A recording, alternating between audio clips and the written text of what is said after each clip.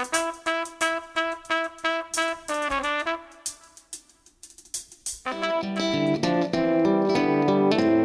maghiwa ng braso si Andres Bonifacio at mga katipunero, tinawag silang bayani. Pero kung titingnan mo lang ngayon si Bonifacio at ang bagong katropa niya, baka matawag mo silang adik. Paano naman ang monumento sa makasaysayang Cry of Balintawak na mumulaklak, hindi ng punit na sedula, kundi ng mga nagkalat na plastic ng rugby.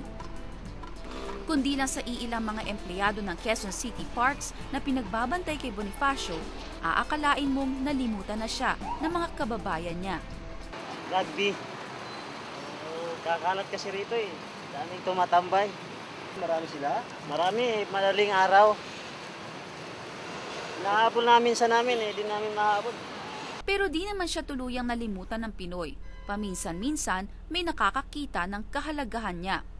Paano? 2 beses na atang ninakaw ang tansong bolo ni Bonifacio para ibenta sa mga junk shop.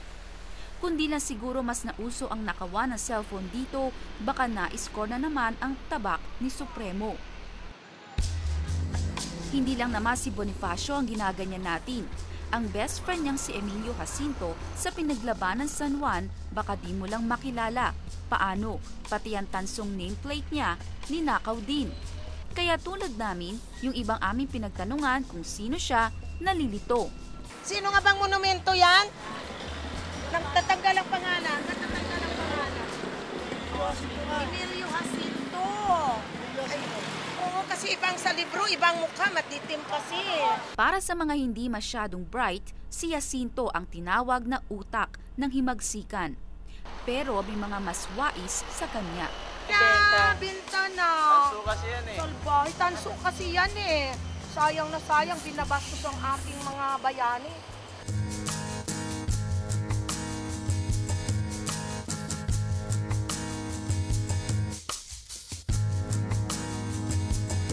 Naomi Deirit po, dokumentado.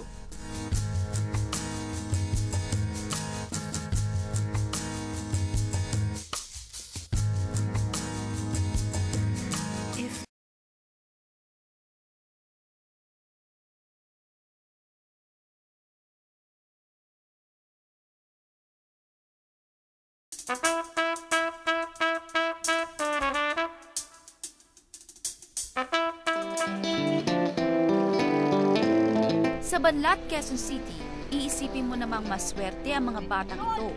Paano ba naman ang audience sa kanilang basketball, si Tandang Sora? Dito raw nakatayo yung dating bahay ni Tandang Sora at matapos itong magiba ay nagpatayo sila ng rebulto nito. Pero sa paglipas ng panahon, yung rebulto ni Tandang Sora napaligiran na ng mga squatters. Marami raw sa kanila mga kamag-anak ni Tandang Sora. Pero nang tanungin ko sila kung sino si Tandang Sora, ano pagkakakilala mo kay Tandang Sora? Isa siya sa mga... Buti pa si Aling Celia, nakaangkan ni Tandang Sora. Alam ang pinagmulan.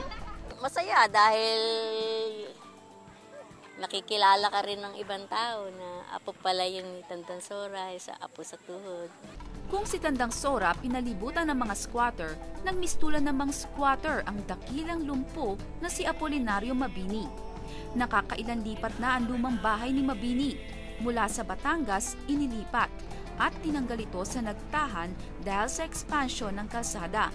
Binaha naman ito sa nilipatang PSG Park, ang bagong pwesto ng highball sa loob ng campus ng PUP. Nung ito ay ilipat ay isa-isang inalas at ang bawat poste nito, bawat pinto at maging ang mga dingding nito ay nilalagyan ng numero, ng number. Kung sa ganon, kapag muling ibinalik ay nasa tamang lugar siya. Nagsilbi ring tagapayo at unang Prime Minister ni Bonifacio si Mabini at ang bahay na ito raw ang naging saksi sa sipag at kadakilaan ni Mabini.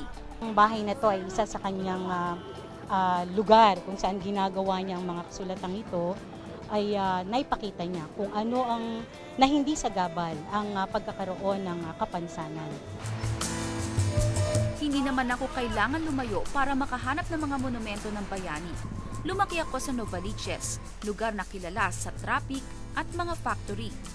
Pero sa Barangay Kaligayahan, na dati Barangay Binugsok, may isang matandang puno ng duhat na marahil ay 1.5 siglo na ang edad. Binansagan itong Katipunan Tree. Dati may sapa dyan nagpapahinga, kung pag kami nagkakasugat-sugat sila, ginagamot ni Tandansora daw dyan. Ang isang chismis nga, sa punong ito napasarap ng tulog si Bonifacio, kaya hindi na siya nakapunta sa San Juan sa pinakaunang giyera ng Katipunan kontra Espanya. Madalas ikwento ng tatay ni Erlinda ang tungkol sa lolo nitong Katipunero na si Cabezang Abeng. Sa edad na 13, tumutulong daw si Cabezang Abeng sa pagbigay ng pagkain para sa mga sugatang Katipunero. Sa di kalayuan, isa pang puno ng duhat ang binansagan namang Tandansora Tree. Ang dating pahingahan ng mga Katipuneros ngayon nagiging palaruan na ng mga bata dito sa Kaligayahan Elementary School. Tanungin natin sila ngayon kung ano sa tingin nila yung importansya ng punong ito. Ikaw, ano sa tingin mo yung kahalagahan ng punong ito? Dati po, dito po naggagamot si Tandansora. Masaya ka ba na naabutan nyo pa yung ganitong mga klase puno? Opo, kasi po, sa dami po ng taon, naabutan pa po namin itong punong ito. Sinamahan ako ng 75 years old na si Amando Rivera na magbalik tanaw sa kasaysayan ng Tandansora Tree. Gaya ni Cabezang Abeng, ang kanyang amang si Eulalio ay tumulong din sa pagpapakain sa mga Katipunero. Ang sabi niya, yan may pagkakataon na mahigit sa 10, ganyan. Ang dami daw tao nang pupunta diyan. Kasi mapansin mo, nung araw walang bahay diyan. Puro bukid diyan. Sa paglipas nga lang ng panahon, ang Tandansora Tree nanganganib na tuluyan ng mabura sa kasaysayan. May mga from 5 to 8 years na lang daw. So, sabi namin, kinakailangan ma-preserve naman ito, sayang naman. In order to preserve the tree, matanggal yung mga branches na dead cells ng branches. Sa pag-uwi namin ni Ginoong Amando, hindi niya napigilang maiyak sa posibleng kahinatnan ng punong duhat. Parang naiyak ko. Naiyak daw siya. Bakit yun naiyak? Pag mamatay siya. Umiyak? Ibangin mo nga siya. Bakit po kayo naiiyak? Kasi baka matumatay yung puno, umiyak. Pag hindi nalagaan, parang member ng pamilya sa akin yan. Ang monumento raw ay tinatayo para di natin makalimutan ang mga bayaning pumanaw na. Sadyang malimutin daw ang Pilipino, lalo't abala siya sa hirap ng buhay. Pero aanhin mo pa ang matatayog na rebulto kung madaling mo ring malimutan kung bakit ito itinayo.